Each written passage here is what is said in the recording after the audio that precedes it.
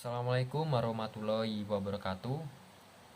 Di video kali ini, kami dari kelompok 1 akan menjelaskan mengenai sengketa perbatasan zona ekonomi eksklusif antara Indonesia dan Malaysia. Sebelum itu, kami akan memperkenalkan diri. Yang pertama, ada saya sendiri, Riko Sandi Pratama, dari kelas B, mata kuliah Hukum Laut Internasional. Dan selanjutnya akan dilanjutkan oleh teman saya. Baiklah, salam sejahtera untuk kita semua dimanapun kita berada. Saya Julvensius Purnakahap WAU dengan NIM 07041181924001 sebagai mahasiswa jurusan Hubungan Internasional Universitas Sriwijaya angkatan 2019. Baiklah, di sini saya akan menjelaskan mengenai awal mula sengketa dari Indonesia dan Malaysia mengenai zona ekonomi eksklusif yang ada di Selat Malaka. Indonesia adalah negara kepulauan yang pada daerah perairannya memiliki selat. Salah satu selat yang paling populer yaitu Selat Malaka, yang mana terletak di antara 3 negara, yaitu Indonesia, Malaysia, dan Singapura. Selat ini sendiri dijadikan sebagai jalur perdagangan global, yang mana tempatnya sangat strategis sehingga sangat ramai digunakan untuk kegiatan perdagangan dan pelayaran oleh negara-negara di penjuru dunia. Hal tadi yang kemudian menciptakan selat ini mempunyai nilai ekonomi yang sangat tinggi bagi negara-negara yang berada di sekitar Selat Malaka. Dampak nilai ekonomi yang tinggi tersebut kemudian menciptakan wilayah ini sangat rawan terjadinya konflik, seperti halnya konflik perbatasan antara Indonesia dengan Malaysia di daerah Selat Malaka. Sengketa ini merupakan sengketa tumpang tindih garis zona ekonomi eksklusif atau ZEE antara Indonesia dan Malaysia, yang kemudian pada akhirnya bisa diselesaikan dengan cara yang damai. Kedua negara tadi adalah negara tetangga yang seharusnya mempunyai interaksi kerjasama yang baik. Akan tetapi masih belum terdapat konvensi tentang batas ZEE antara negara Indonesia dan Malaysia pada Selat Malaka yang jelas, karena masing-masing negara mempunyai klaim sendiri-sendiri tentang garis batas zona ekonomi eksklusif. Sengketa antara Indonesia dengan Malaysia ini kemudian diselesaikan oleh UNCLOS, atau biasa dianggap sebagai Konvensi Hukum Laut Internasional, karena Indonesia dan Malaysia merupakan anggota dari PBB yang mana sudah meratifikasi Konvensi Hukum Laut Internasional. Hal ini bisa dibuktikan dengan dikeluarkannya Undang-Undang Nomor 17 Tahun 1985 mengenai ratifikasi pemerintah Republik Indonesia terhadap UNCLOS.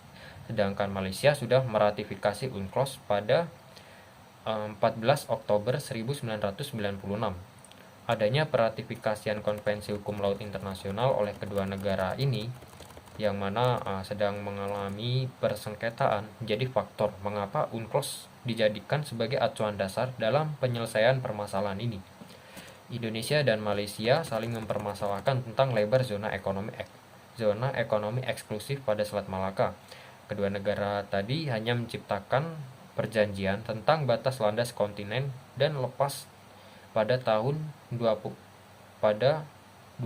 Oktober tahun 1969. Pengaturan landas kontinen dan zona ekonomi eksklusif itu bisa disamakan lantaran masing-masing daerah tadi mempunyai disparitas pada sistem pengaturannya. Letak Indonesia yang berhadapan dan berdampingan dengan Malaysia menciptakan pasal 15 UNCLOS sebagai pengaturan yang sempurna untuk memilih perbatasan daerah zona ekonomi eksklusif. Perbatasan ZEE atau zona ekonomi eksklusif ialah suatu daerah di luar serta berdampingan dengan laut teritorial yang tunduk pada hukum berdasarkan mana hak-hak negara pantai serta hak-hak untuk mengatur keamanan wilayah laut di setiap negara dan diatur dengan ketentuan-ketentuan yang menguntungkan dalam kesepakatan ini. Dalam pengukuran lebar zona ekonomi eksklusif oleh negara pantai ini ialah 200 mil laut, yang dimulai dari garis pangkal di mana batas teritorial itu diukur dan tidak boleh lebih dari 200 mil seperti yang telah disepakati. Dengan adanya ketentuan dari ZEE pada sebuah negara pantai memunculkan hak-hak berdaulat yang akan dimiliki oleh suatu negara pantai, di antaranya hak dalam keperluan eksploitasi dan eksplorasi, pengelolaan dan perlindungan terhadap sumber daya alam yang ada, sedangkan hak dari suatu negara pantai untuk dapat melakukan pembuatan serta pemakaian pulau buatan, pembangunan, dan untuk kepentingan negara akan kelautan, serta pelestarian juga perlindungan atas lingkungan laut. Pasal 15 UNCLOS mengatur mengenai penetapan garis batas teritorial antar negara-negara pantainya yang berhadapan atau berdampingan, seperti dalam ayat 1 yang berbunyi dalam hal pantai dua negara yang letaknya berhadapan atau berdampingan satu sama lain ataupun di antaranya berhak kecuali terdapat persetujuan yang sebaliknya antar mereka untuk memutuskan batas teritorialnya melebihi garis tengah yang titik-titiknya sama jaraknya menurut titik-titik terdekat dalam garis-garis pangkal menurut teritorial masing-masing negara. Sedangkan dalam ayat 2 berbunyi, namun ketentuan yang berlaku bila masih ada alasan hak historis atau keadaan spesifik lain yang mengakibatkan perlunya memutuskan batas bahari teritorial antara kedua negara berdasarkan suatu cara yang berlainan menggunakan ketentuan di atas. Pada dasarnya, Pasal 15 UNCLOS tahun 1982 menyebutkan bahwa lebar teritorial masing-masing negara bisa ditetapkan dari garis tengah, kecuali jika masih ada alasan historis atau keadaan spesifik lainnya. Di daerah ZEE inilah Indonesia dan Malaysia mempermasalahkan tentang penentuan batas daerah masing-masing negara, lantaran lebar daerah terutama pada Selat Malaka antara kedua negara tadi yang letaknya saling berhadapan atau berdampingan. Lebar menurut ZEE kurang dari 400 mil. Oleh karena itu, Indonesia mendesak Malaysia untuk merundingkan perjanjian tentang perbatasan ZEE, lantaran Indonesia dirugikan secara ekonomi, politik, dan pertahanan keamanan pada daerah tadi. Baiklah, saya akan menjelaskan tentang proses penyelesaian masalah dan sengketa yang terdapat di zona eksklusif ekonomi antara Indonesia dan juga Malaysia. Malaysia sejauh ini telah menandatangani perjanjian perbatasan kontinental dengan Indonesia pada tahun 1969, yang dimana dalam hal ini terdiri dari 25 titik koordinat yang terbagi dari 10 koordinat Selat Malaka dan juga 15 titik koordinat di Laut Cina Selatan, berdasarkan ketentuan dan Traktat PBB pada tahun 1958. Kesepakatan tersebut berdasarkan ketentuan lebar laut zona teritorial atau ZEE.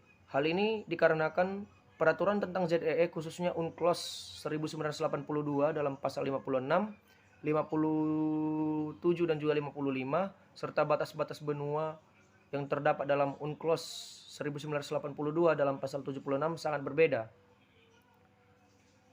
Ketidakjelasan antara kepemilikan dan juga batas serta luas wilayah zona eksklusif ekonomi di wilayah Selat Malaka sering kali membuat protes antar kedua negara baik Indonesia dan juga Malaysia, dikarenakan adanya tumpang tindih dalam klaim terhadap kepemilikan wilayah zona eksklusif ekonomi tersebut. Maka dari itu, dengan mengacu pada UNCLOS 1982 pasal 74 untuk menyelesaikan masalah dengan cara yang adil, penentuan batas ZEE negara-negara yang pantainya berhadapan atau berbatasan adalah menggunakan hukum internasional. Seperti yang terjadi pada konflik antara Indonesia dan Malaysia, harus berdasarkan kesepakatan hukum. UNCLOS 1982 khususnya pada pasal 279 memberikan tanggapan kepada negara-negara anggota dalam penyelesaian sengketa hukum laut. Sengketa ini akan diselesaikan berdasarkan pasal 2.3 Piagam Perserikatan Bangsa-Bangsa yang bertujuan untuk mencari solusi dengan cara yang ditetapkan dalam pasal 33 ayat 1. Maka dari itu, dengan adanya klaim Indonesia atas ZEE di garis tengah berdasarkan peraturan UNCLOS, dan Malaysia mengklaim batas ZEE Selat Malaka dalam perjanjian landas kontinen tahun 1966 yang mencakup Selat Malaka, dan Malaysia menentukan batas-batas laut tersebut dapat dijadikan sebagai penyelesaian sengketa laut di Selat Malaka. Kedua, karena baik Indonesia maupun Malaysia telah sama-sama melakukan ratifikasi terkait UNCLOS, maka kedua negara perlu mengundang UNCLOS untuk menyelesaikan sengketa perbedaan pendapat batas-batas zona eksklusif ekonomi tersebut. Ketiga, usulan Malaysia untuk menggunakan batas landas kontinen 1969 tidak dapat diterima karena letak batas landas kontinen atau ZEE yang berbeda, sedangkan usulan Indonesia menggunakan garis tengah sebagai batasnya dapat diterima. Keempat, kedua negara akan sama-sama menerima usulan bahwa batas landas kontinen berbeda dengan batas-batas zona eksklusif. Berarti Selat Malaka memiliki wilayah yang dasar lautnya milik Malaysia, tetapi perairan di atasnya merupakan milik Indonesia. Kelima, kedua negara harus saling menyepakati konsensus tentang bagaimana menangani insiden yang sama di area yang tumpang tindih dan memastikan bahwa petugas darat dapat bertindak sesuai dengan konsensus yang dicapai oleh pihak pemerintah. Keenam, sebelum mencapai batas akhir, semua kegiatan disingkirkan dari kawasan tumpang tindih dan diperhitungkan dampaknya terhadap nelayan yang mata pencahariannya bergantung pada stok ikan yang terdapat di Selat Malaka. Baiklah, selanjutnya jalur penyelesaian permasalahan sengketa perbatasan laut antara Indonesia dan Malaysia di zona eksklusif ekonomi di Selat Malaka meliputi yang pertama, penyelesaian kasus perbatasan laut dilakukan melalui negosiasi, mediasi, dan juga arbitrase dengan penyerahan kepada badan hukum internasional seperti International Court of Justice atau ICJ dan ITLOS. Yang kedua, Indonesia dan Malaysia masih dalam negosiasi bilateral yang keuntungannya tidak seperti dalam pengadilan internasional, ialah bahwa kasus tersebut sepenuhnya berada di bawah kendali para pihak yang bersengketa. Yang ketiga, semua pihak perlu memahami sifat negosiasi. Dengan kata lain, karena merupakan titik negosiasi, tidak semua pihak memiliki semua yang mereka butuhkan dan yang mereka inginkan. Dibandingkan dengan proses pengadilan internasional, satu pihak mungkin tidak mendapat hasil yang memuaskan, sementara pihak lain mungkin mendapatkan semua yang mereka inginkan.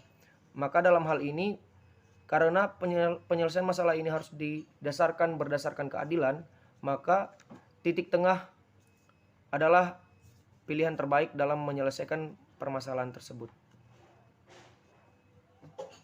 Dan dalam sengketa laut ini, Indonesia dan Malaysia sama-sama bergantung dan juga memegang erat apa yang telah tertera dalam UNCLOS 1982, bahwasanya setiap negara UNCLOS yang terkait permasalahan sengketa laut harus menyelesaikan permasalahan dengan cara yang damai. Sekian yang bisa saya jelaskan. Terima kasih.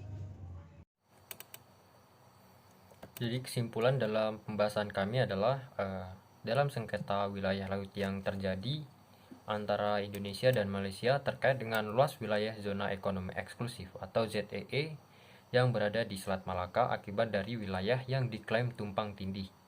Indonesia mengklaim batas ZEE di garis tengah berdasarkan peraturan UNCLOS, dan Malaysia mengklaim batas ZEE Selat Malaka dalam perjanjian landas kontinen tahun 1969 yang mencakup Selat Malaka. Karena wilayah yang tumpang tindih tersebut menyebabkan ambiguitas lintas batas Selat Malaka yang kemudian menyulitkan para nelayan untuk menentukan daerah penangkapan ikan. Indonesia dan Malaysia mempunyai hak atas wilayah ZEE di Selat Malaka. Hal ini dikarenakan lebar ZEE kedua negara kurang lebih 400 mil, sebagaimana dijelaskan pada pasal 56 UNCLOS tahun 1982, yang dimana pada dasarnya kedua negara baik Indonesia juga Malaysia mempunyai hak berdaulat atas daerah tersebut. baik dalam keperluan eksplorasi serta pengelolaan, perlindungan, dan pendayagunaan sumber daya alam, baik non-hayati dan hayati. Penyelesaian sengketa antara Indonesia dan Malaysia dapat diselesaikan sesuai dengan apa yang diinginkan oleh kedua negara, baik menempuh jalur litigasi maupun non-litigasi sebagaimana yang diatur dalam pasal 280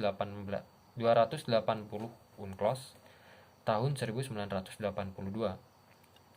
Dan penyelesaian tersebut harus diselesaikan dengan cara damai, sebagaimana yang diatur pada pasal 279 UNCLOS tahun 1982. Baik, itu saja penjelasan dari kelompok kami. Sekian dan terima kasih. Wassalamualaikum warahmatullahi wabarakatuh.